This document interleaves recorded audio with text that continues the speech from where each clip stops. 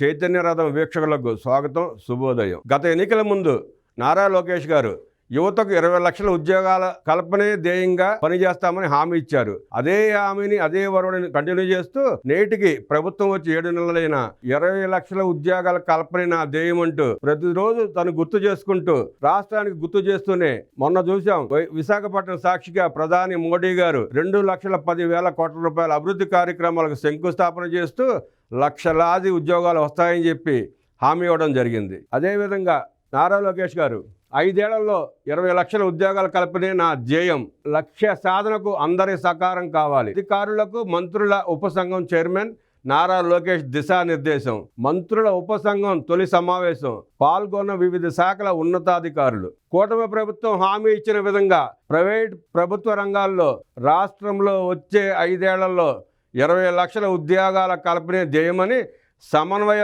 లోపం లేకుండా లక్ష్య సాధనకు అందరూ కలిసికట్టుగా పనిచేయాలని విద్యా ఐటీ శాఖల మంత్రి నారా లోకేష్ స్పష్టం చేశారు. ఉండవల్లి నివాసంలో 20 లక్షల ఉద్యోగాల కల్పనపై ఏర్పాటైన మంత్రుల ఉపసంఘం తొలి సమావేశం శుక్రవారం జరిగింది. ఈ కార్యక్రమంలో పాల్గొన్న వివిధ శాఖల ఉన్నతాధికారులకు ఉపసంఘం చైర్మన్ నారా లోకేష్, పర్యాటక శాఖ మంత్రి కందుల దుర్గేష్, సిఎస్ కె విజయానంద్ దిశానిర్దేశం చేశారు. ఈ సందర్భంగా మంత్రి నారా లోకేష్ మాట్లాడుతూ ఇటీవల జరిగిన ఎన్నికల్లో తెలుగుదేశం పార్టీ, జనసేన, బీజేపీ కలిసికట్టుగా మేనిఫెస్టోను రూపొందించామని చెప్పారు. అందులో తొలి హామీ 5 ఏళ్లలో ప్రైవేటు రంగాల్లో 20 లక్షల ఉద్యోగాల కల్పన. దేశ చరిత్రలో ఏ పార్టీ కూడా మేనిఫెస్టోలో ఇంత నిర్దిష్టంగా ఒక సంఖ్య పెట్టి ఇన్ని ఉద్యోగాలు కల్పిస్తామని చెప్పలేదు. మేము చెప్పాం. దానికి కారణం, నేను యువగళం పాదయాత్రలో భాగంగా గంగాధర నెల్లూరుకు వెళ్ళినప్పుడు ఓ తల్లితో మాట్లాడాను.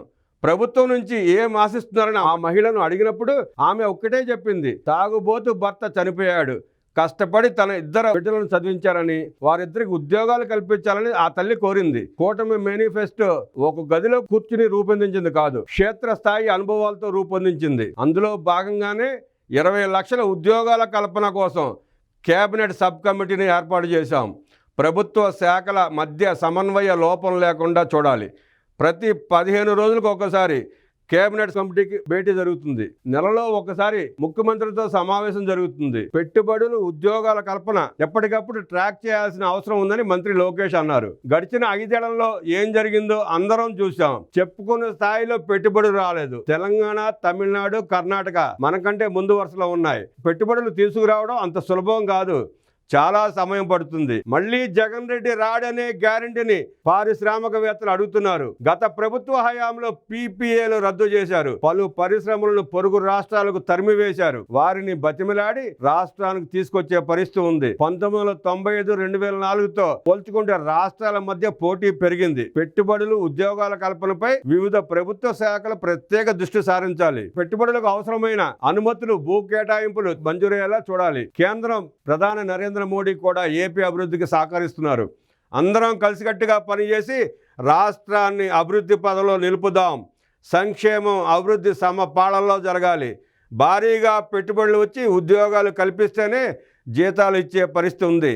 నెలకు 4,000 కోట్ల లోటుతో రాష్ట్రం నడుస్తోంది. అందరం కలిసి 20 లక్షల ఉద్యోగాల కల్పన కృషి చేద్దామని మంత్రి లోకేష్ అన్నారు. కూటమి పాలనలో రాష్ట్రానికి మంచి రోజులు వచ్చాయి. రాష్ట్రంలో పెట్టుబడులు పెట్టేందుకు పారిశ్రామికవేత్తలు ముందుకు వస్తున్నారు. సింగిల్ పాయింట్ ఆఫ్ కాంటాక్ట్ గా ఎకనామిక్ డెవలప్మెంట్ బోర్డు వ్యవహరిస్తోంది. లక్ష్య సాధనకు అందరూ సహకారం కావాలి. ఒక్క పెట్టుబడి కూడా పొరుగు రాష్ట్రానికి వెళ్లడానికి వీలు లేదు. పరిశ్రమలకు అవసరమైన నైపుణ్య శిక్షణ అందించాలి. మౌలిక సదుపాయాల కల్పనపై ప్రత్యేక దృష్టి సారించాలని మంత్రి లోకేష్ స్పష్టం చేశారు. ఉపాధి కల్పనపైనే ప్రధానంగా దృష్టి. మంత్రి కందుల దుర్గేష్ మాట్లాడుతూ కూటమి ప్రభుత్వం ఏర్పడిన తర్వాత ఉద్యోగ, ఉపాధి కల్పనపై ఎక్కువ దృష్టి పెట్టిందన్నారు. గత 5 ఏళ్లు రాష్ట్రం ఎలాంటి అభివృద్ధికి నోచుకోలేదు.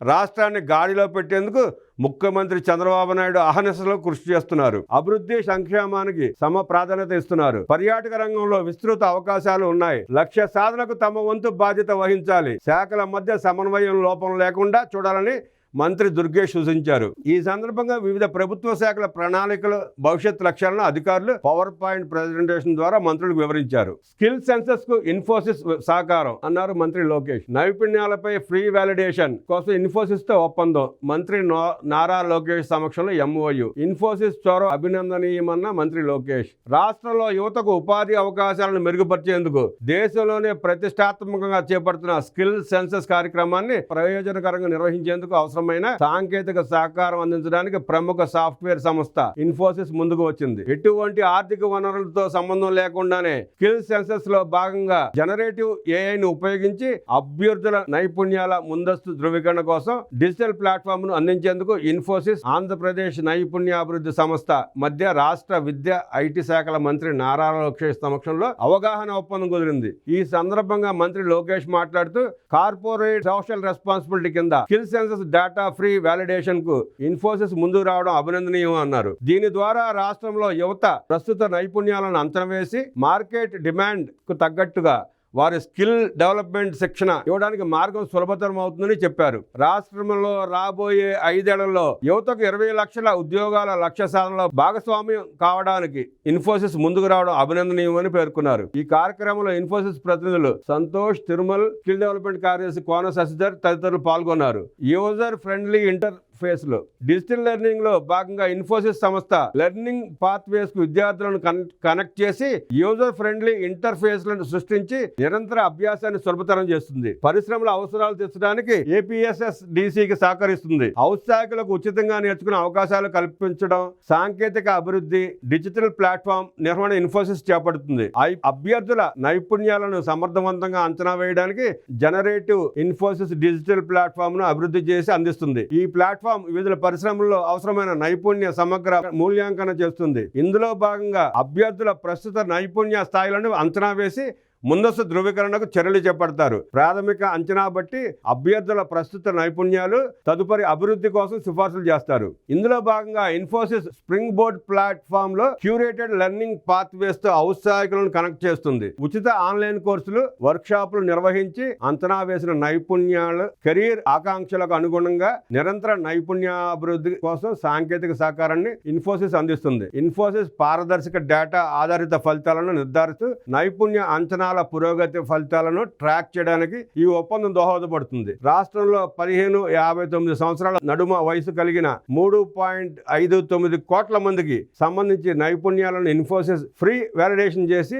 అందిస్తుంది. దీని ద్వారా ప్రస్తుతం ఏపీ ప్రభుత్వం చేపడుతున్న స్కిల్ సెన్సస్ కు ఫ్రేమ్ వర్క్, నైపుణ్యం అప్లికేషన్ లో డిజిటల్ ప్లాట్ఫామ్ ఏకీకరణ సులభతరం అవుతుంది. విద్యా సంస్థలు మూల్యాంకన సాధనాలు అమలుకు అవసరమైన మద్దతు లభిస్తుందని తెలియజేశారు మంత్రి నారా లోకేష్.